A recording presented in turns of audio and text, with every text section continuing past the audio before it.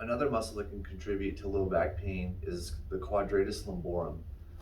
The quadratus lumborum, or the QL, starts on the back of the hip bone and then ends on the bottom of the rib cage. So when this muscle tightens up, it can force us back into that hyperlordosis, or that anterior pelvic tilt position. This muscle is notorious for spasming out, especially on long plane or long car rides. Today, we're going to be going over some things that we can do to address it. The first thing that we need to do is find the QL.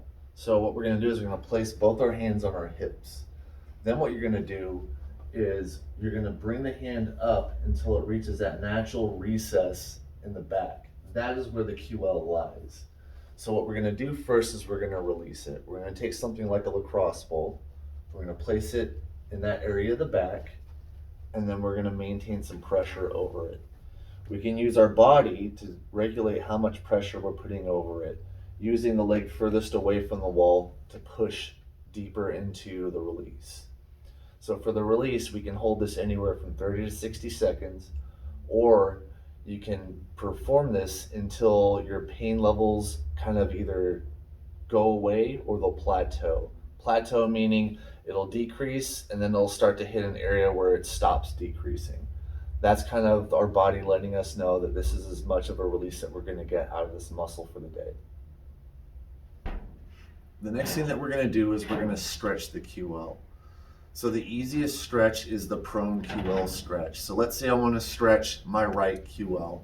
What I'm going to do is I'm going to lay on my back, bring my knees up to 90 degrees, and then I'm going to bring the knees over to the opposite side. While my knees are coming over to the one side, I'm going to keep my right shoulder flat on the floor. This is going to open up the muscle as much as possible. In this stretch, I can hold it anywhere from 30 to 60 seconds and perform 4 sets of these, or I can time it with my breathing in, gently coming out of the stretch using my hand to assist, and then breathing out and going back into the stretch. For a more advanced stretch of the QL, I'm going to be sitting in a cross-legged stance.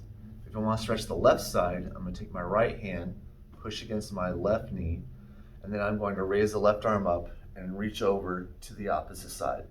This is going to open up the QL for a good stretch. I can either hold this stretch for 4 sets of 30 to 60 seconds, or I can breathe in, come out of the stretch, and breathe out, and go back into the stretch until I feel the muscle completely release.